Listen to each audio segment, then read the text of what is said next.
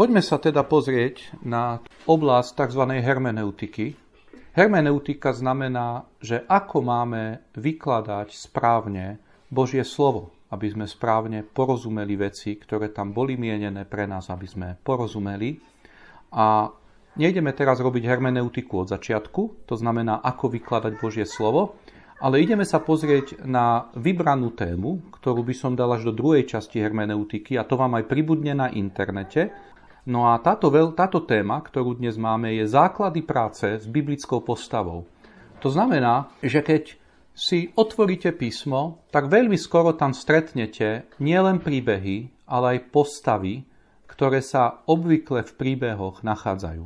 Toto je také prvé pozorovanie, keď čítate Bibliu. Proste je tu nejaká postava a vy ju nejako čítate a nejako sa s ňou dostávate do kontaktu. Väčšina ľudí má veľmi rado čítanie o postavách, lebo má to dej, má to nejaké zápletky často, má to nejaké rozuzlenia a sú z toho nadšení. A je to prirodzené. Deti to milujú, dospelí to milujú a Duch Svätý sa rozhodol, keď dával písmo, že postaví biblické postavy k tomu, aby nás cez ne niečo on sám učil. To znamená, že jednak ich dá, aby tu žili, oni tu niečo prežili a potom inšpiroval písateľov, aby Duch Svätý sa vyjadril k tým postavám, čo chce povedať. Hej? Takže my, keď čítame písmo, nečítame tam v prvom rade nejakú biografiu postavy. Zámerom písma nie je podať jednoducho kroniku nejakú len, alebo nutne kroniku, ako máte na úrade o postave. Zámerom písma nie je jednoducho vám povedať, že nejaká postava, kedy sa narodila, jej biografiu podať. Zámerom písma je, a tých autorov, ktorých Duch Svätý viedol, že vyberú zo života tej postavy to, čo on chcel, aby vybrali, aby to poslúžilo zámeru knihy, alebo podzámeru knihy, nejakej téme, ktorú tam má, a aby to pomohlo nám podrasť, aby nás to niečo naučilo. Takže pamätajme, postavy tam nie sú dané samé pre seba. Tie postavy, keď sú uvedené v Biblii, sú uvedené preto, aby Boh nám cez ne niečo naučil a komunikoval. No a ak my správne máme čítať Bibliu, tak musíme sa naladiť na to, ako Boh myslel a jednal a zamýšľal, keď tam tie postavy dával, a s týmto nastavením ich študovať, ich čítať. Viete, v Biblii. Potom ich budeme správne rozumieť a dostaneme z nich najviac úžitku. Táto prednáška nám pomôže, že ako sa teda k tomu postavíme a ako z tých postav zoberieme čo najviac, ako bolo v Biblii zamýšľané. Teraz, keď hovorím túto tému, tak poviem, že s biblickými postavami sa často robí veľmi neprirodzene a robí sa tak, ako Boh nemienil. Už som vám spomínal situácie, že napríklad točia sa filmy do televízie, kde sa strašne veľa vecí domyslí. A keď sa deti spýtate na biblickú postavu, tak tí režiséri zoberú z Biblie biblickú postavu a tam je mnoho miest, ktoré nie sú o nej uvedené, však v jej histórii, biografii, v obdobiach. No a oni to tam proste podomýšľajú a dajú to tam a častokrát je to úplne mimo.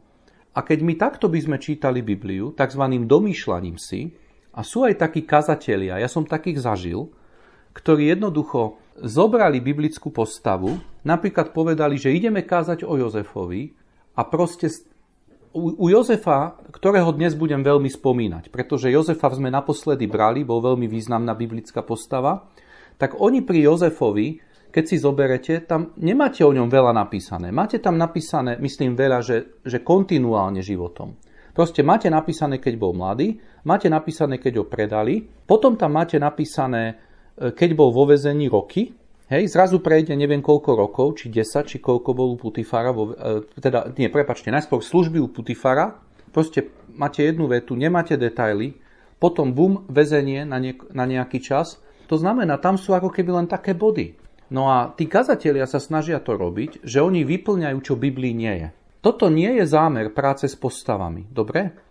Proste naša myšlienka nie je rozmýšľať, čo v Biblii nie je o tej postave napísané.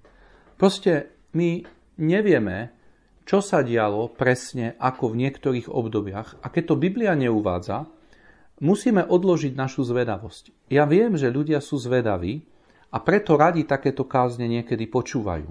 Ale v podstate si musia uvedomiť, že počúvajú domýšľania kazateľa a nepočúvajú, čo Biblia komunikuje a uniká im veľmi dôležité posolstvo o postave. Musíme prijať, že to, čo Boh dal do Biblie o postave, dal zámerne v množstve, rozsahu, aký on potreboval, aby nás naučil čo najlepšie, čo my budeme potrebovať. Takže my musíme toto zmýšľanie mať pri biblickej postave.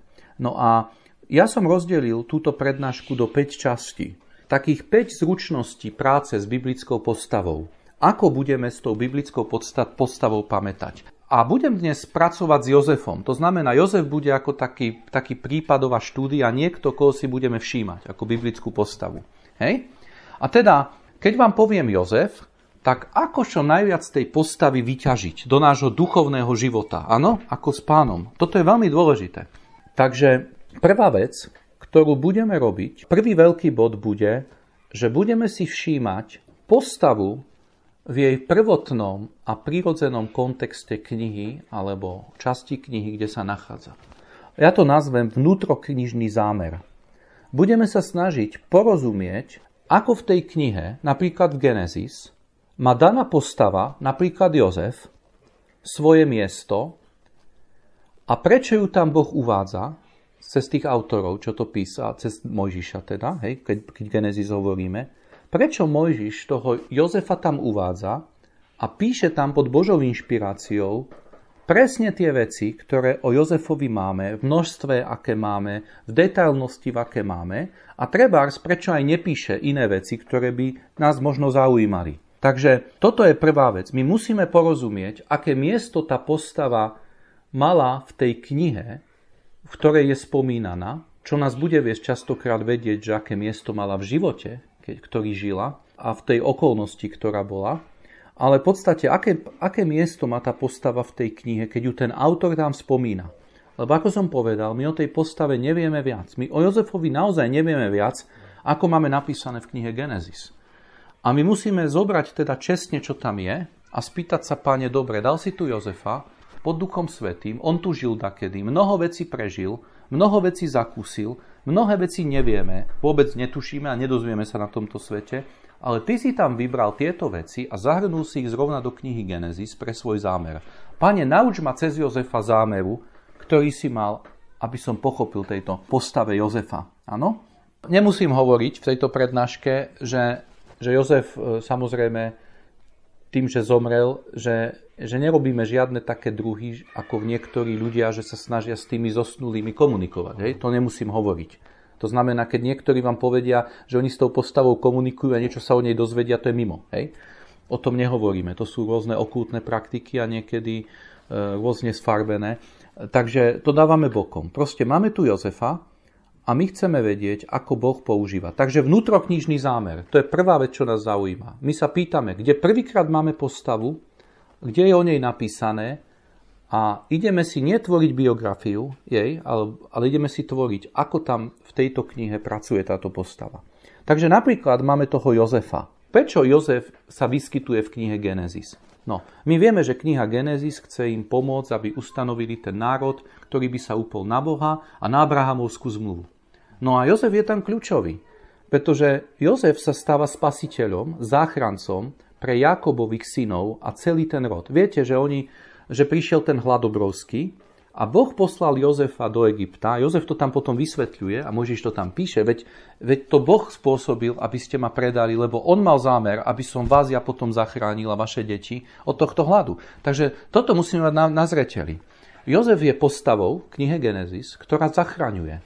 Boh ju posiela pre Abrahamových potomkov, pri ktorých sú sľuby, aby bol záchrancom pre celý ten rod a Abrahamovské sľuby sa mohli naplniť. Je to úžasná vec a toto musíme mať zreteli, keď čítame Jozefa. Tie všetky kapitoly nám opisujú, že Jozef tu vystupuje ako záchranca pre rodiny.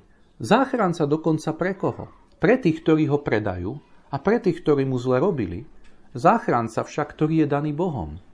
Musíme chápať, že Jozef je tam ako postava a jeho život sa odohrá aj tie trápenia, lebo Boh tak veci riadi, aby dosiahol svoje výsledky.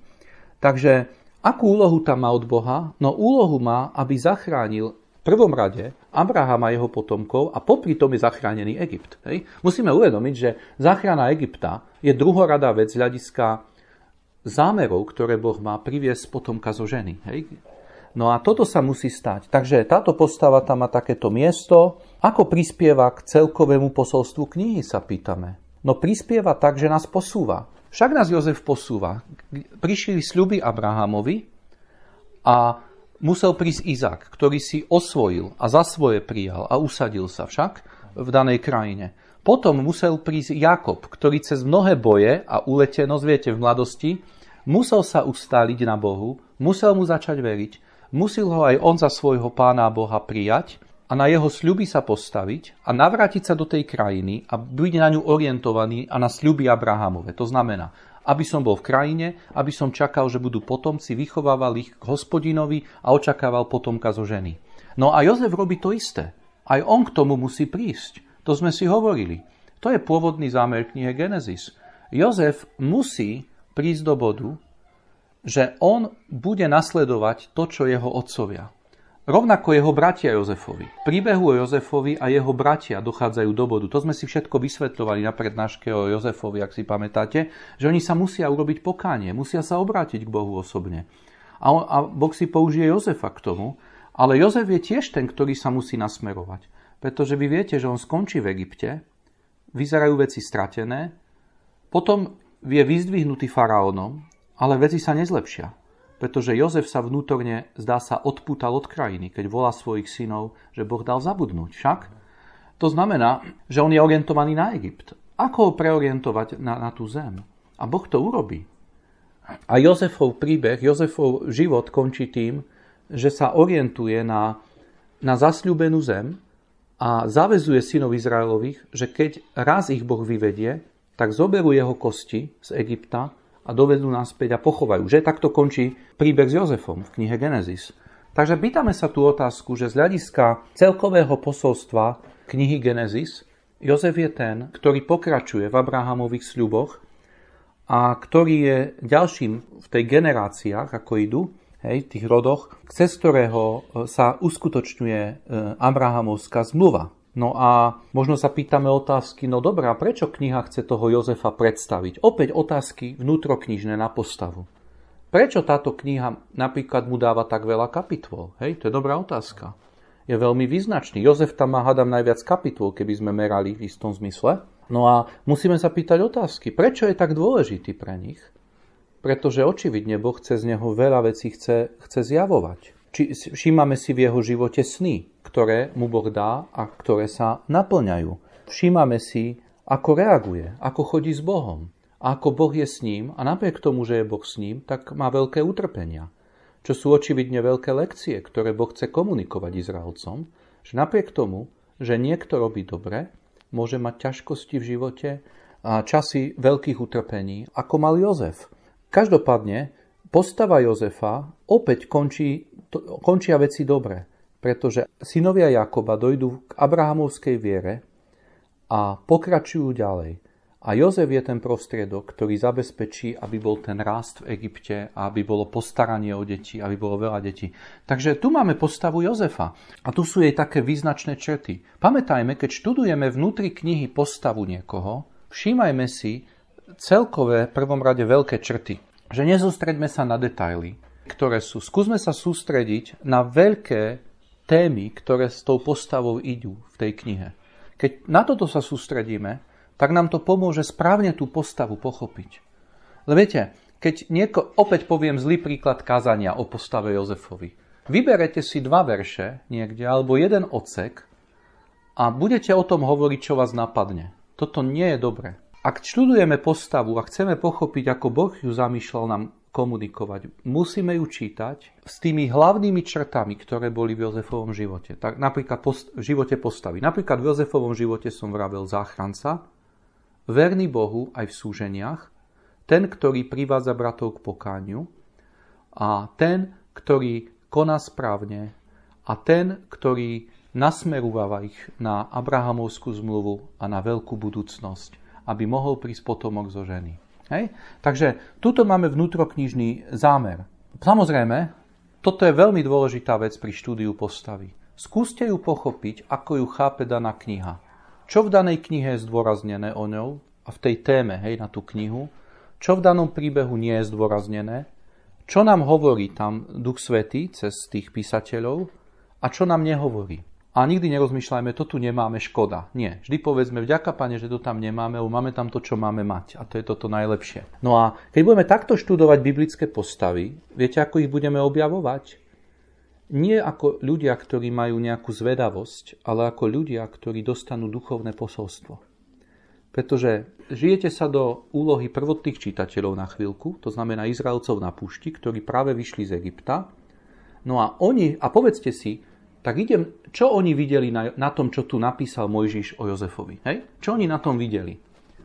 No, tak čo videli? No Jozef napriek tomu, že trpel, napriek tomu, že bol bratmi zapredaný, napriek tomu, že sa mu diala neprávosť a on robil dobre, išiel ďalej. Toto je jedno z veľkých posolstiev, ktoré musia mať. On ide ďalej a je verný Bohu. Jemu sa stanú strašné krutosti. My sme včera čítali, že ako keby šípy do ňoho strieľali a on ostal stáť. Viete, v 48. kapitole. Takže toto majú, je to veľké povzbudenie. Keď budú súženia, tak budeme stáť. Keď nás budú trápiť nepriatelia, dokonca keď veríme Bohu, budeme rozumieť, že je tam zámer. Nie je to veľká múdrosť, ktorú nás učí Jozefov príbeh? V súženiach je zámer. To, že kresťan trpí, dnes povieme aplikáciou, ale pre Židov vtedy platilo to, že Boží ľud, ktorý sa upiera k Hospodinovi, trpí, to má svoj zámer. To nie je len tak, že sa to deje. Rozumieme? Tam bol nádherný zámer. Zámer bol naorientovať Jozefa a jeho bratov k živému Bohu, k abrahamovskej viere osobne a na krajinu a potomkov a potomka. A zámer bol ich všetkých zmeniť úžasne. To je niečo nádherné. Premeniť ich životy. Takže my, keď trpíme a dôverujeme Bohu, je to na dobré. Boh má zámer, ktorý hneď nevidíme. Jozef ho až potom spoznal, keď ho povyšil, že faraón, a keď prišli tí bratia. On potom poznal, že tu bol pre nich daný, aby im pomohol, aby ich dokonca pomohol viac ako materiálne. Toto je niečo nádherné, bratia a sestry, čo máme. Pretože toto nás učí prirodzene biblická postava Jozefa. Hej? Úplne prirodzene, čo môžu aj deti rozumieť, na čo sa môžu postaviť. Dobre, čo ešte tí Izraelci mohli vidieť, okrem zámeru, okrem toho, že aj keď budeme spravodliví a budeme robiť správne, budeme trpieť, ale bude tam zámer. Budeme mať skúšky, ale Boh to ide na dobre obrátiť. No, môžu vidieť v ňom niekoho, kto sa správne postavil však. Aj my sa potrebujeme správne postaviť. No, a teraz to čítame ako kresťania. Hej? No, ako to čítame ako kresťania túto postavu?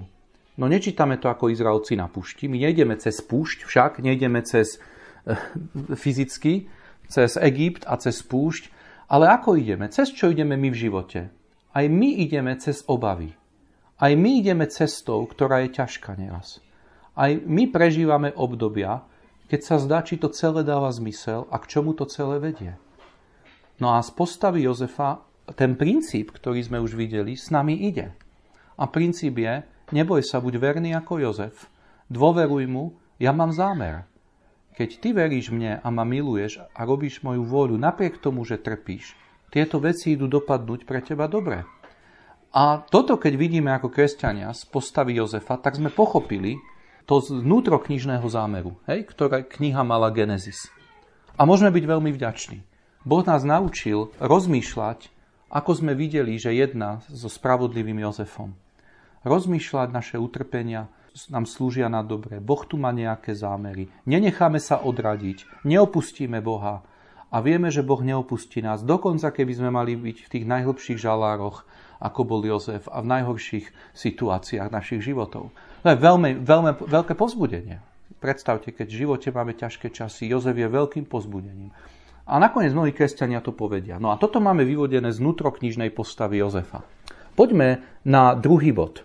A ten druhý bod práce s biblickou postavou je, že sa pozrieme do Biblie, či nejakí iní písatelia nepoužívajú postavu Jozefa. Či ju nezmieňujú, nie nutne v rodokmeňoch, to sa zmieni, aj tam má svoj význam, ale najmä, či ju nezmieňujú v nejakých iných ich témach, ktoré riešia. Zoberte si, že v Biblii máte množstvo iných písateľov a iných tém pod Duchom Svätým a v niektorých z nich sa spomenie Jozef ako postava a niečo o ňom povedia. To znamená, zaujíma nás zámer nad rámec knihy, postavy. Dobre, to je môj druhý bod. Zámer nad rámec knihy. Mali sme zámer v rámci tej knihy, kde prvýkrát a ťažiskovo je spomenutá. A potom zámer nad rámec knihy. To znamená, my si budeme všímať, my nebudeme rýchli hneď si vymýšľať nejaké veci o Jozefovi, ale nie, my sme pokorní, chceme byť učeníci, ktorí povedia, Pane, Ty nás nauč v inšpirovaných písmach, ako inšpirovaní písatelia, o tejto postave, napríklad Jozefa, ako ju používali. My sa od nich tú zručnosť chceme naučiť. Viete, jedna z vecí, ako sa učíme, že pozorujeme niekoho, kto danú vec robí dobre. Keď sa učíte remeslu, jedna vec je, že uvidíte, ako sa originálu robí niečoho, ale druhá vec je, že budete sa pozerať, ako sa budú robiť podobné výrobky a vy sa budete jednoducho učiť s tým drevom robiť. No a my sa budeme s Jozefom učiť na iných miestach písma. Toto je najlepšie učenie.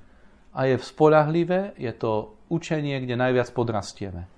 No, takže čo sa naučíme? Ja vám pomôžem, ja som si ťukol, to aj v konkordanciách nájdete ľahko. Postavy sa dobre hľadajú, lebo ich mená sú spomenuté a ľahko ich nájdete v konkordanciách alebo vo vyhľadávačoch. Takže Jozefa napríklad, klasický príklad, stretneme v Skutkoch apoštolov v 7. kapitole.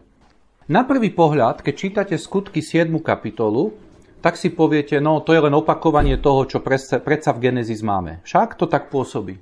Na druhej strane, kedykoľvek by ste študovali postavu inej biblickej knihe, keď sa spomína viacero veršov, a zoberte si také, čo sú najviac, čo ich je najviac a čo niečo vyjadrujú čo najviac, čo napríklad sú Skutky 7, tak musíte si prečítať najprv celú 7. kapitolu a pochopiť tému. Toto je Štefanová reč však. A táto Štefanová reč, viete, predtým, ako idú kameňovať, a táto Štefanová reč, on ich nejako obviňuje, týchto ľudí, ktorí ho chcú zabiť, však z tých Židov. On ich ide obviňovať. No a on ich obviňuje z čoho? Čo je zmyslom tejto 7. reči? Obyčajne zmysel nájdete na konci, áno? Vy tvrdošíni a neobrezaného srdca a uší, vy sa vždycky protivíte Svätému Duchu, ako aj vaši otcovia, tak aj vy.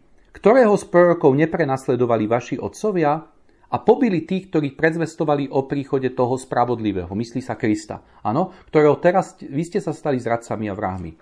Štefan im hovorí, že tendencia hriešna ľudí v židovstve bolo nepochopiť Boha, keď im posielal spasenie. A že to robili od začiatku histórie. Toto je kázeň. A tam sú spomenuté postavy za tento účel. Tam je spomenutý Mojžiš za tým účelom, že ho nepochopili. Hej? Ale tam sú spomenutí aj iné postavy, ktoré oni jednoducho nepochopili. Oni vôbec nechápali Boha, že on v histórii, keď k ním robil zákroky, ich chcel zachrániť. A oni na to reagovali nenávisťou a snahou zbaviť sa ho. No a táto kázeň vrcholí tým, že nepochopili jeho syna, ktorého poslal, toho spravodlivého, a sa ho chceli zbaviť. No a za týmto cieľom je tu vsunutý aj Jozef. Dobre? Všimnite si, čo je napísané vo verši 9. Je napísané, že patriarchovia závidiac Jozefovi predali ho do Egypta, ale Boh bol s ním a vytrel ho zo všetkých súžení. To znamená, ich jednanie bolo opäť, a on to zdôrazňuje, Štefan, že oni vôbec nepochopili miestu Jozefa. Oni ho videli ako objekt závisti. Takže, čo chcem povedať? Že Jozef je tu použitý ako postava v tejto kázni, ako niekto, kto bol nepochopený svojim ľudom a niekto, koho nerozlíšili ako záchrancu. Takže, keď študujeme mimo biblickej knihy Jozefa, mimo tej prvotnej knihy Jozefa, študujeme ho mimo rámca tej prvej knihy v iných knihách, tak ho študujeme tu pri téme, Duch Svätý ho rozhodol použiť pri téme nepochopenia, že Boh nám posiela záchrancu. Čo z toho vyplýva pre nás, keď študujeme Jozefa? No môžeme zvažovať na základe tohto postavu Jozefa v tomto svetle. Máme tu tému s Jozefom, ktorá je inšpirovaná biblická, ktorú sme si nevymysleli. Máme tu tému, že zvažujeme závisť bratov ako nepochopenie veľkého Božieho zámeru. A môžeme ísť týmto smerom. Koľkokrát nechápeme v živote veľké Božie zámery, keď nám posiela záchrancu. Teraz poslal nám Pána Ježiša Krista, ale aj do našich životoch nám niekedy pošle, keď je nám ťažko niečo, čo nám na pomoc, a my svojej pýche, nadutosti alebo nevere to môžeme zahodiť. A takto zahodili Jozefa bratia. Takže to je pre nás veľké varovanie, čo sa môžeme poučiť. Lebo očividne, zámer celej kapitoly Štefanovej reči je ich varovať. Neurobte tú istú chybu. Vy ste už urobili vtedy, dokonca s Kristom, prečo idete urobiť so mňou? Hej, ma kameňovať. Hej, toto je myšlienka, ktorá je tu za tým. Takže Jozef tu slúži pre jednoducho učenie veľkej témy, aby sme pochopili, keď nám Boh dáva záchranu v živote. To má veľké aplikácie. Aplikácie je uplatnenia na nás dnes. To znamená, my sa pri Jozefovi môžeme učiť, že trebárs aj nám Boh posiela do života ľudí, okolností, príležitostí, keď nám chce pomôcť. A je to Božia ruka. A my to nerozlišíme proste. Pre našu pýchu a takú zaslepenosť. A potrebujeme mať postoj srdca. Je tam napísané, že neobrezaného srdca. Ľudia, ktorí majú svojvôľu a srdce. Pane, nedaj mi byť svojvoľný. Nedaj mi zachovať sa k Jozefovi ako tí bratia. Hej, toto by mohla byť dobrá aplikácia. Na základe štúdia Jozefa v inej knihe, inšpirovanej pri inej téme. Hej? A všimnite si, sme v krásnej línii s písmom a niečo sme sa naučili. Samozrejme, toto by nemala byť jedna kázeň. Keď niekto káže Božie slovo, tak to nezmiešame, ale dnes robíme prehľad, tak si to môžeme dovoliť. Že nebudeme všetky 4, alebo 5 vecí tam naraz dávať. Ale tu je jeho použitie nádherné. No a vy keď si čítate Bibliu a čítate tam o Jozefovi, tak už ste si niečo pre seba zobrali, že? Pre svoju dušu. Už viete, že sa idete nejako správať a nejdete sa správať ako jeho bratia, ale idete rozlišovať, keď vám Boh do života pošle dobrú knihu, dobrých kresťanov, pošle vám dobré príležitosti, že jednoducho to neopovrhnete a nebudete zahadzovať. Lebo to hovorí o veľmi zlom stave. Takže tu Jozef slúži tomuto zámeru ako postava. Nádherné použitie Jozefovej postavy. A je tu samozrejme vyzdvihnuté, že akú veľkú on záchranu robil. My častokrát podceňujeme, koľko dobra nám chce Pán Boh urobiť, keď nám niečo do života dáva. Ja si myslím, že v cirkvi, keď sa káže niekde verne Božie slovo na nejakých miestach, tak je tendencia podceniť tú hodnotu toho. A to má veľkú hodnotu. Akú hodnotu má pre nás správne poznať Božie slovo? Alebo akú hodnotu má pre nás venovať svoj život službe blížnym? To je obrovská hodnota, čo sa podceňuje. Často k nám aj nám samým Boh cez to pomáha v našich problémoch, že iným pomáhame. A to je množstvo už aplikácií, ktoré z tejto témy štúdia biblickej postavy, tu napríklad Jozefa, vychádza. No ale na to nemáme čas, to už by boli vyučovania, to som nechcel. Poviem vám iný príklad, že v inej knihe sa používa Jozef. Napríklad Žalm 105. Žalm 105 tu volal o slave Hospodina, hovorí tu, že majú sa chváliť menom jeho svetosti a pamätať na jeho divy, že sú potomkami Abrahama a že, lebo Boh držal s nimi zmluvu. No a on tu začína tou zmluvou, on aj končí tou zmluvou, ten žalm. Hej. A základná téma v tomto žalme je Abrahamovská zmluva. Boh ju držal pri našich predkoch a ju dodržal, preto je verný. A v tomto kontexte sa spomína Jozef. Áno? Toto je kontext, v ktorom je Jozef umiestnený. No a tu sme čítali čo o Jozefovi. Čítali sme vo verši 17, že keď privolal hlad na zem a polámal každú oporu chleba, poslal pred nimi znamenitého muža. Jozef bol predaný za sluhu. Zovreli ho jeho nohy pútami, jeho duša sa dostala do železa. To sa myslí do okov, hej, do žalára. Hej. Až do času, keď prišlo jeho slovo, dokiaľ ho neskúsila reč Hospodinová, ako oheň zlato. Vtedy poslal kráľa, prepustil ho, panovník národov a rozviazal ho. Učinil ho pánom svojho domu a panovníkom nad celým svojim imaním, aby pútal jeho kniežata podľa svojej vôle, čo znamená, že má druhú najväčšiu vládu v Egypte, áno, to je to, a jeho starcov vyučoval múdrosti. To znamená, že to najlepšie, čo Egypt mohol mať, nemalo múdrosť, akú mal Jozef, ktorý bol s Bohom. Hej, to vieme, že nevedeli vyriešiť tie sny, situácie, ktoré boli. A tak prišiel Izrael do Egypta, hej, a Jakob pohostinil zemi Chámovej, kde veľmi plodným učinil Hospodin svoj ľud. Všimnite si, že z istého pohľadu je tu opísané ako keby zase len história. Však poviete si, veď toto poznáme z Genesis. Ale keď to čítame z hľadiska témy písateľa, že Abrahamovská zmluva platila a tu sú dôkazy toho, tak zrazu dostávame tému, ako on pracuje s Jozefom. Ako pracuje teda s Jozefom? Jozef je videný ako dôkaz vernosti Boha v Abrahamovskej zmluve, keď koná v nej v prospech svoj ľud a v svoje zámery budúce. A preto má byť slávený. Čo to znamená pre nás ako čitateľov? Čítame o Jozefovi. No ako čitatelia máme sa pridať a dnes Bohu poďakovať, že je verný, lebo dokázal to na živote Jozefa. Toto je priame použitie postavy inšpirovanými písateľmi v písme a my to od nich sa učíme a bereme to.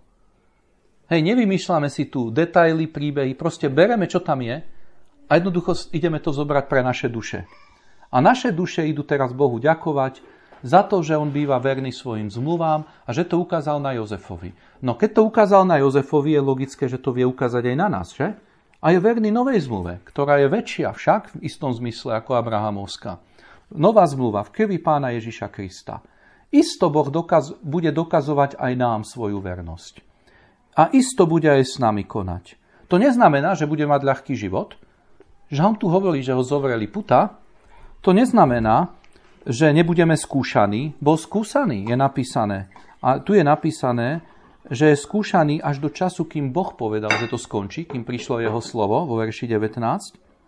Ale predsa v tom celom Boh bol verný svojej zmluve a muselo to takto ísť a dosahoval svoje zámery. Nie je to úžasná téma pre našu vďaku Bohu, že sme v mluve, kde aj keď budeme skúšaní, ideme Boha chváliť, lebo nás isto cesto prevedie a isto nám pomôže. Vidíte, ako sme sa naučili, že sme správne pochopili postavu Jozefa v iných miestach biblických, ako ich používali autori a z toho sme si vyučili, ako ju oni v ich tematických celkoch používali a my sme tú tému zobrali. A takto sme dostávali čisté Božie slovo, bez špekulácií, bez ohýbaní, proste nádherne sme si zobrali, čo tam bolo zamýšľané. Hej? Toto je zručnosť, ktorú treba, aby sme sa naučili. Neviem, či nás ju niekto učil v živote, ale mali by sme ju. Toto nás učí Biblia, a preto máme hermeneutiku. Ako som povedal, keby ste tieto veci vedeli, tak nemusíte chodiť do biblickej školy. Hej? Tak vy ste iným to hovorili, ktorí to nevedia. Takže tu máme použitie v iných témach a my čerpáme z tej postavy tam a učíme sa čerpať z tej postavy tam. A toto formuje naše myslenie a robí nás citlivými, keby sme do budúcna mali niečo vypozorovať na Jozefovi sami. Hej? Ale to nechcem zatiaľ robiť. Naučme sa najskôr, čo Biblia robí a nechoďme príliš rýchlo. Tretia oblasť je príklad. Keď študujete biblickú postavu, môžete študovať jej príklad. Viete, čo je príklad? Príklad je niečo, koho pozorujeme a pýtame sa, či je niečo, čo môžeme po ňom opakovať, alebo naopak, či je niečo, čo nemáme po ňom opakovať, keď vidíme jeho život.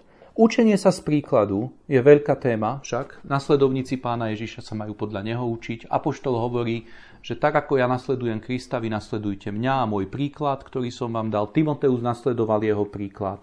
No a v liste Židom máme napísané, že pozrite na ten oblak svedkov viery, áno, a nasledujte ich príklad a choďte, ako oni išli. No a ten oblak svedkov tam zahŕňa mnohé biblické postavy.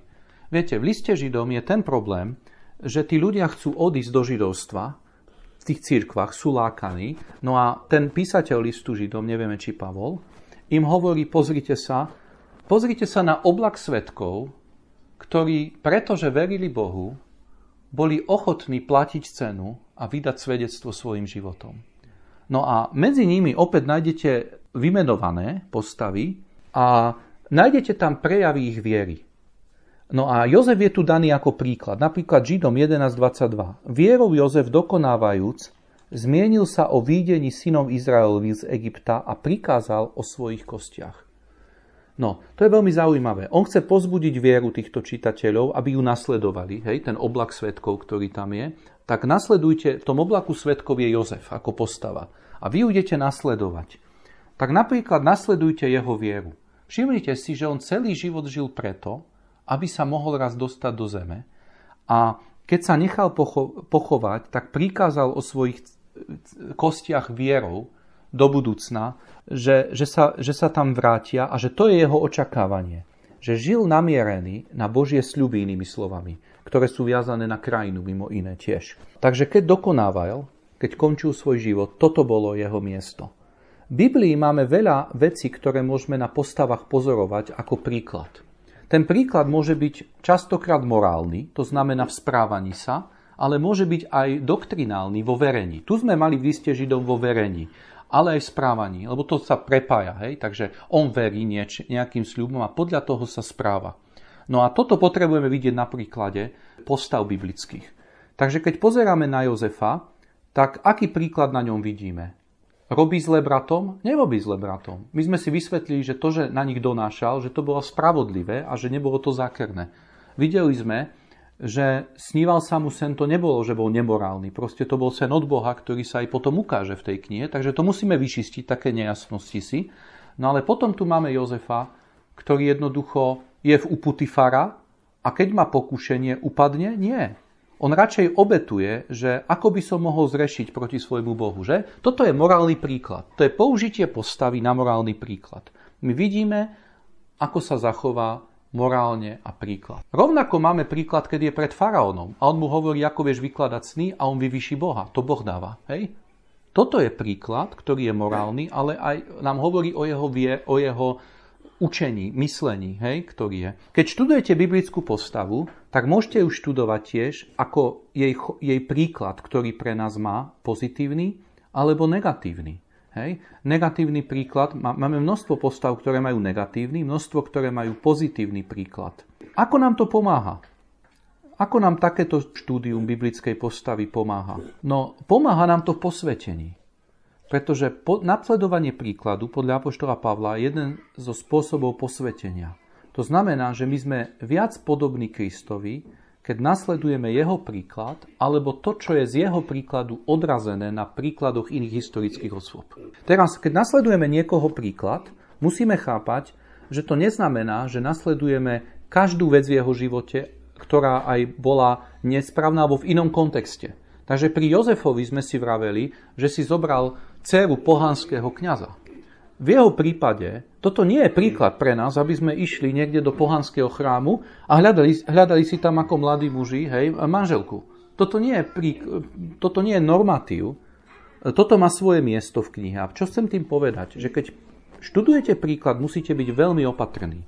Pretože keď študujete príklad, musíte veľmi dobre poznať doktrínu a musíte dobre poznať učenie a musíte poznať historické učenie, ako sa tam nachádza a čo to pre nich znamenalo a neznamenalo a v akých líniách on rozmýšľa. Pretože inak mu môžete uškodiť, čo je hriešne, a pretočiť tú postavu. A preto opäť buďte opatrní pri štúdiu biblickej postavy. Viete, niekto povie, to je také ľahké študovať príklad. Áno, v niektorých veciach je to strašne ľahké. Ale keď riešime niektoré postavy, musíme tiež rozumieť, že sú aj ťažké veci v tom príklade. Takže len hovorím, je to dôležité. Ako som povedal, ak chcete morálny príklad alebo príklad postavy riešiť, tak riešte ju v kontexte dobrého porozumenia toho použitia, ktoré sme mali v rámci tej knihy. To je dôležité. To neignorujte nikdy. A riešte to v kontexte použitia, druhú vec vám poviem, vykúpenia. Histórie vykúpenia. Tie postavy pre niečo majú nejaký dobrý morálny príklad a pre niečo ho nemajú vzhľadom na Boha. Na toto sa často zabúda. Že ten Jozef niečo tam robil, ale v skutočnosti to bolo kvôli nejakému vzťahu, ktorý mal s Bohom. Lebo inak sa s vás stanú zákonníci. Kopírovači, jednoducho. Ja idem z vlastných síl napodobňovať príklad Jozefa v tom a v tom. Ale vám to krachne, lebo ste nepochopili, že jeho sila bola vo vzťahu s Bohom, že? Bola vo vzťahu s Pánom Ježišom Kristom, s tým, ktorý má prísť. Vo vzťahu chodení vierou. Takže tu som dal niekoľko varovania. Berte to, že dnes to nie je nejaké hĺbkové. Je to skôr také prakticko-prehľadová situácia. Ale pamätajme, je tu táto krásne štúdium postavy cez príklad. A veľa užitku, čo môžete získať z biblických postav. Dobre? Ale ako som povedal, nechoďte do toho hneď. Najskôr poznajte ten kontext knihy. To robíme aj na biblickej škole. Všimli ste si to? že ja vám nerobím prednášky o morálnom príklade Jozefa. Mohol by som, ale chcem, aby bol základ. A keď bude základ a učenie, potom to vám aj same povypadúva. Budete správne chápať ich príklad, kde máte a kde nemáte. Hej?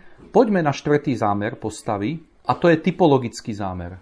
Štvrtý zámer je typologický. Počuli ste slovo typológia? Kto počul? Zdvihnite ruku, ak niekto počul. Typológia, hej? Niektorí ste počuli. Typológia, poviem to predobrazný zámer. Čo tým chcem povedať? Že mnohé postavy, ktoré sa nachádzajú v Biblii, boli mienené, aby nám zvestovali Pána Ježiša Krista. Áno? Napríklad, Dávid bol typom Pána Ježiša Krista. V čom? No v tom, že Dávid je kráľom a Pán Ježiš je kráľom. Hej? Melchisedek bol typom Pána Ježiša Krista. Však Melchisedek, pamätáte si? V tom, že žehnal Abraháma. A on týmto žehnaním nielen vyjadril Abrahámovi niečo, ale týmto žehnaním nám hovoril, čo bude raz v plnosti robiť potomok zo ženy. Hej? Pán Ježiš Kristus. Nemáme čas dnes hovoriť o typológii. Typológiu budeme preberať na zvlášť predmete. To bude mať zvlášť prednášku len na typológiu. Ale chcem vám povedať, že v Biblii niektoré postavy figurujú so zámerom zvestovať Pána Ježiša Krista. Napríklad to, čo sa stalo v Dávidovom živote, keď bol prenasledovaný. Napríklad Žalm 22. Viete, že sú ako rota psov a že o môj odev losujú. Pamätáte? To je v tých žalmoch. Dávidovi sa to stalo. On to opisuje. A v skutočnosti robí proroctvo typologické. To znamená, že na tom, čo sa v živote stalo, v budúcnosti sa to stane vo väčšej a závažnejšej miere na Spasiteľovi. A zámer bol, prečo sa to Dávidovi stalo, aby cesto zvestoval Pána Ježiša Krista. Toto je typologická predpoveď, typologické štúdium postavy. Teraz nie každá postava je vhodná a bola mienená Pánom Bohom, keď dával písma, aby zvestovala takto Krista. Na druhej strane, v dnešnej dobe strašne málo je zručných vykladačov písma, ktorí s týmto pracujú. A ja vám poviem, že kde sa to učíme? No učíme sa to od apoštolov, ale to už budeme v budúcnosti preberať. Čo tým chcem povedať? Že na rôznych postavách budeme v Biblii vidieť pre nejaké dôvody, ktoré sa naučíme v budúcnosti, budeme vidieť, že oni slúžia predpovedať Pána Ježiša Krista a nám ho opisovať. Takže celé písma hovoria o Kristovi aj cez postavy. Samozrejme, nie všetko v tých postavách hovorí o Pánovi Ježišovi, ale budú tam oblasti, situácie, okolnosti, ktoré budú vyslovene zamýšľané už vtedy, aby predzvestovali, ako má vyzerať Spasiteľ sveta, Pán Ježiš Kristus. A to je typologický zámer biblickej postavy. Poviem vám príklad na Jozefovi. Dobre? Jozef je typ Pána Ježiša Krista. Nie je to tam napísané priamo, ako je to napísané pri napríklad Melchisedekovi, ale má to znaky, ktoré si v budúcnosti povieme, alebo ich vám rýchlo zhrniem, že má niečo spoločné s Kristom a čo by mal mať Mesiáš a má to nedokonalé na rozdiel od Mesiáša. A poviem vám ešte viac v budúcnosti, ako sa to rozlíši, ale dôležité je toto, že Jozef je typ Pána Ježiša Krista. Čo to znamená? Predobraz Pána Ježiša Krista. Že to, čo sa dialo v Jozefovom živote, bolo Bohom tak naplánované, aby nám zvestovalo, čo sa udeje v živote Mesiáša v náš prospech. To znamená, to, čo sa stalo v živote Jozefa, bol nenávidený bratmi. Je tak tými najbližšími. Súhlasíte? Pán Ježiš bol nenávidený tými najbližšími, však svojim vlastným ľudom. Potom bol vydaný a zavrhnutý. Potom bol ponížený však a potom, keď bol ponížený, bol nakoniec povýšený však a získal vládu. No a toto je typologická napríklad proroctvo o Pánovi Ježišovi. To znamená, Jozefov život slúži ako typologické proroctvo o Pánovi Ježišovi. Že to, čo čítame v živote Jozefa, tí čitatelia mali očakávať, že keď skúmali, že príde Mesiáš, že pri Mesiášovi sa nejaký podobný dej odohrá. Bude veľmi spravodlivý a napriek tomu bude nepravosť trpieť a bude zavrhnutý najbližšími. Bude dokonca Viete, aj Pán Ježiš niektorí vidia až takú podobnosť, že bol predaný za strieborné. Viete, Jozef bol za strieborné predaný, Pán Ježiš tam bol za strieborné. Veľmi podobné, aj dokonca veľmi blízke témy, ale nie na základe toho vidíme typológiu, na základe tohto detailu. My vidíme, a on bol ponížený a bol povýšený a potom požehnal svojich nepriateľov. Vidíte to tam? Jozef požehnáva tých, čo mu zle robili. A oni prežijú vďaka nemu a sú zachránení. Súhlasíte? Aká krásna zvesť u Jozefa Evanielia, že? Pána Ježiša Krista. A takto nám Jozef typologicky zvestuje Pána Ježiša Krista. Pozbudím vás, toto je ťažká vec. Toto sa neučí ani na seminároch dnes. Ale v minulosti to naši predkovia ovládali a zodzadu odpredu. A mali na toto neboli len nejaké domýšľačky. Mali na to dôvody biblické a odôvodnenia. Takže ja vás tým nejdem dnes zaťažovať. Na to bude zvlášť prednáška v hermeneutike, neviem v ktorom ročníku. Ale viete o tom, pre zámer tejto prednášky to bolo, že Jozef bude slúžiť ako typ Pána Ježiša Krista. Takže my cez čítania o Jozefovi budeme naozaj poznávať Pána Ježiša Krista a môžeme sa k nemu prilnúť vierou a ho milovať a vážiť si ho. Dobre? Pozor, typológia nie je len prirovnanie, nie je len porovnanie, nie je to len ľudské porovnanie. Je to prorocký zámer, ktorý tam je s touto postavou. Na teraz nám stačí, viac niekedy v ďalších ročníkoch. 5. a posledný bod. Keď študujete biblickú postavu, môžete ju študovať ako postavu, ktorá je orientovaná s ohľadom na Pána Ježiša Krista. Nie už typologicky, ale v osobnej skúsenosti. To znamená, môžete študovať na postave jej osobnú skúsenosť s Pánom Ježišom Kristom, ktorý je záchranca, a ktorý nakoniec robí všetko dobré, čo máme a vyslobodzuje nás zo všetkého zlého, čo nás vyslobodzuje. Vy to viete. Nie je nič dobrého mimo Pána Boha. Hej? My by sme všetko dokazili. Vo všeobecnom dobre máme vďaka Bohu dobré veci, samozrejme, ale aj to nám on sprostredkúva. Hej? Ale čo tým myslím na Krista orientované štúdium? Alebo študovať osobný život tej postavy voči Pánovi Ježišovi Kristovi. Tu budete potrebovať veľmi kvalitnú teológiu a porozumenie obrátenia. Budete musieť porozumieť toho, čo je to, keď nás Boh zachraňuje, čo sa deje v nás, mimo nás, pri nás. Preto sa to veľmi ťažko študuje a myslím si, že sa tu hodne zlyháva tiež vo výkladoch, bežne. No, ale keď toto pochopí sa dobre, toto učenie, tak vy si dáte jednoduchú otázku. V akom duchovnom stave je táto postava? Áno? V akom duchovnom stave je táto postava? Dobre? Pýtame sa napríklad otázku, kde potrebuje táto postava Pána Ježiša Krista? Aj starozmluvná, aj novozmluvná. Pýtame sa otázku, kde táto postava prichádza k viere v Pána Ježiša Krista? Pamätáte si, keď sme preberali napríklad život Jakoba, sme zvažovali, kedy on naozaj uveril. Však? To sú tie otázky s týmto spojené. A v tomto zmysle my hľadíme na túto postavu ako na niekoho, kto hľadá svoju záchranu a svoj vzťah s Pánom Ježišom Kristom. My ju pozorujeme a učíme sa od nej. Dobre? Takže toto je zmysel tohto štúdia. Toto štúdium je veľmi vhodné pre evangelizačné kázne. Keď sa kážne evangelizačne, ale musíte to robiť veľmi precízne. Je najhoršie, keď niekto má nejasné doktríny o obrátení, ako sa človek stáva kresťanom, čo sa deje, čo je práca Ducha Svätého a potom tie nejasné ešte naváže na postavu, robí dvojitú chybu. Pretože jednak povie nedobrú doktrínu alebo nejasnú a druhú vec ešte aj ňou pokriví biblickú postavu. Takže tento spôsob môžete robiť, keď máte veľmi jasno, čo je obrátenie. A potom, keď poznáte dobre tú postavu, už to všetko, čo sme si predtým povedali, zrazu si povedzme, dobre, máme tu túto postavu a ideme sa pýtať, ako teda ona žila s Pánom Ježišom. Vzhľadom na to, čo nám písmo hovorí o skúsenosti obrátenia a života s Pánom Ježišom Kristom, o skúsenosti pokánia. Či pýtame sa otázky, kde robila pokánie táto osoba? Kde táto osoba túžila po Bohu? Kde prežívala duchovnú krach? Kde táto osoba činila ešte nedostatočné pokánie? Kde táto osoba prilnula vierou Pánu Ježišovi Kristovi? Alebo v očakávanom, potomkovi zo ženy? V akom bode táto postava? Ako to vyjadrila? Ako to nevyjadrila? A máte nádherné evangelizačné kázne. Ale pokiaľ nebudeme mať tie predpoklady, tak to nepôjde.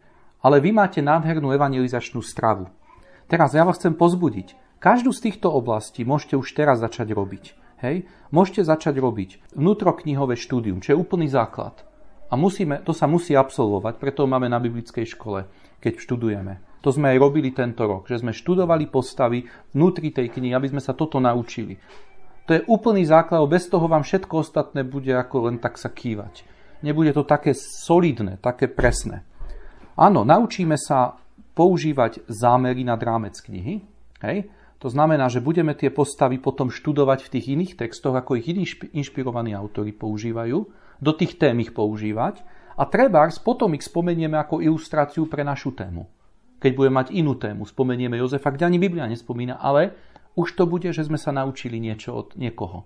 Už to nebude, že my dnes vymýšľame a robíme, lebo to je tá zručnosť výkladu písma, hermeneutika, hej? Ale budeme v tom rásť postupne. Tretia vec, budeme si všímať morálny príklad, alebo len príklad vo viere, ktorý budeme chcieť nasledovať, alebo v niečom nenasledovať, ak nebude dobrý. A budeme chápať, že je v kontexte, že Pán Ježiš dáva k dobrým veciam, v kontexte posvetenia. Toto všetko do toho bude vstupovať, hej, aby sme to správne vyložili. Budeme si všímať jej typologický zámer, to znamená jej predvestovanie Pána Ježiša Krista. A trebárs sa veľa o Pánovi Ježišovi naučíme z toho, ako sme si spomínali tu teraz o Jozefovi. A tiež si budeme potom všímať jej vnútorný život s Pánom Ježišom Kristom, obrátenie, jej chodenie s Bohom, inými slovami. Hej, častá téma Biblie, ktorá je previazaná od začiatku do konca. My si budeme tú postavu čítať, ale už so všetkým, čo predtým máme. A výsledok bude taký, že budete mať toľko jedla, že budete si vravieť, Pane Bože, celá večnosť mi nebude stačiť, aby som sa najedol z toho, čo je v Biblii. Keď mi ľudia povedia, ja poznám Bibliu, tak som pochopil, že nevedia, o čo hovoria. Pretože tu len máme jednu postavu Jozefa, ja som máme načetol smery, ako ísť na to. Viete? A toto je to štúdium, ktoré nás prirodzene písmo vedie a to je to, čo môžete zažívať. Teraz, dnes si poviete, no dobré, ale musím počkať 5 rokov, musím 3 roky. Nie. Začnite s tým, čo viete, ale uvedomujte si vedomie, Pane môj, nenadujme sa. Neviem, ja som v živote takúto prednášku nepočul, čo vám hovorím, hej? Že nejak tu v blízkosti, nikto to nerieši, hej, robí sa, ako príde. A samozrejme sa to vždy ospravedlní Duch Svätý ma viedol. Hej, to je mantra, neviem, ako sa Duch Svätý z toho cíti, ale asi je zarmucovaný často. Ako neuvážene zoberieme jeho meno do našich úst. To znamená, nenadujme sa, prvá vec. Nemyslíme si, že teda vieme tieto veci, že už ich vieme používať. Ale je dobre, keď vieme návod, ako používať, alebo aspoň máme načetnutý návod, aby sme sa začali hýbať. A to hýbanie pôjde roky, ale na tej ceste jednotlivými smermi štúdia tej postavy biblickej budeme rásť. A o to tu ide. Takže toto nech vás neodrádza. Začnite tým najzrejmejším. Používajte to, čo je napríklad na biblickej škole zrejme už vysvetlené. Vám to veľmi pomôže. A potom, ako pôjde náš čas spolu, trebárs niekedy si pripravím Viete, my máme nedeľu ráno výkladové vyučovanie. Ja keď som dakedy slúžieval aj v službe slova viac, tak ja keď sa napríklad o zbory ľudia starajú, tak moje presvedčenie, to budete mať na cirkvi 2, že v cirkevnom zbore sa má kázať evanjelium. Každý týždeň. To je moje presvedčenie. Že nielen vyučovať slovo, ale kázať evanjelium. A to je strašný problém kázať evanjelium pre ľudí. Buď sa opakujú, alebo je to strašne plitké, alebo je to strašne nudné. Ale zoberte si, že už ja tu mám jednu oblasť biblických postav, ktoré už viem používať evangelizačne. Ako? Z posledného bodu. A predposledného. Môžem zvestovať Krista typologicky cez postavu a ľudia budú uchvatení. Môžem zvestovať skúsenosť veriaceho v problémoch hľadania Pána a prídeniu k nemu k pokáňu a pravej viere na biblickej postave a budú uchvatení. Nebude sa to opakovať, nebude to monotónne, nebude to chladné, nebude to suché. Nebude to plitké, bude to hlboké, biblické, ale bude to postavené na dobrej hermeneutike. A to len postavy. Sú iné veci, ako zvestovať Krista s písem. To budeme mať zase tému. Budeme mať tému, že kde všade v Krista v písmach ako môžeme nachádzať. To nás bude tiež v budúcnosti čakať. Ja to mám pre vás pripravené, mnohé tieto. Takže nech nám to Pán Boh dá. A výsledok bude, že dúfam, že pokorná duša budem a skrúšená, nasýtenú celú špajzu obrovským biblickým poznaním, skúsenostným, kvalitným, hrejúcim, lebo toto už začína hriať. Ja verím, že dnes to už bolo iné, ako len keď sme išli, ale bez základu sa nedá, viete. Aj keď máte pekné auto, musí to mať dobré kolesa, dobrý motor, musí vás to previesť. Hej? To sa nedá, že si vyzdobíte veci a sa nikde nepohnete. Hej? To, že tu z kartóna si urobíme výzdobu a no čo z toho, keď sa neposunieme? Hej? My potrebujeme, aby to išlo vpred. A to musí ísť na biblických kolajniciach a potom obdivovať tie veci. Takže načetol som vám niečo z toho. Isto sa nenechajte zlákať, už posledné poznámky, takými vecami. Nestrácajte čas, že niekto vám povie, ja idem robiť psychologický profil Jozefa. Nechoďte tým smerom. Počul som jedného kazateľa, ktorý bol psychológ učený, ale v podstate čo robil? Zobral svoje psychologické nejaké nastavenie, sekulárne, a proste cez neho prehnal Jozefa a bol výsledok. Strácate čas, toto nie je biblický spôsob. Pozrite, my máme dosť práce s týmto, nepotrebujeme tam tie veci v živote. Alebo si zoberte dokresľovačky. Nepozerajte tie veci, nečítajte tie zbytočné romány o tom, čo všetko. Ja chápem, že keď si chcete oddychnúť, fajn, ale z hľadiska štúdia postavy, hej, o tom hovorím, že neupínajte sa na to, že niekto niečo domyslí, vymyslí a že nejaký archeológ nájde niečo o Jozefovi a bude o tom kniha a to je to kľúčové pre váš život. Nie, to, čo sme tu hovorili, je kľúčové. Hej. Rovnako sa nesústredte na ideologické prehnanie postav. Viete, postavy sa biblické zvykli prehnať neveriacimi, s iných liberálmi. Každý ich nejako dezinterpretoval, točil a nie je nič horšie, ako byť kresťan, čo chodí a všetko toto počúva a vraví si, niečo si z toho zoberem. To je nezmysel. My sa nemôžeme žiť, že niečo si z toho zoberem. Musíme rozumieť, ako veci nám majú byť prinášané, ako nás k tomu písmo vedie, ako získame pokrm. Máme krátky život a chceme poznať čo najlepšie biblické postavy, ktoré nám tam Boh z veľkej lásky dal. Takže vyhníme sa zbytočne cudzím schémam. Porozumeli ste 5 vecí, ako biblickú postavu môžeme pracovať. Môžete si aj vy sami už uvedomovať tieto veci, precvičovať, modliť sa a nejako aspoň viete, ktorým smerom ísť.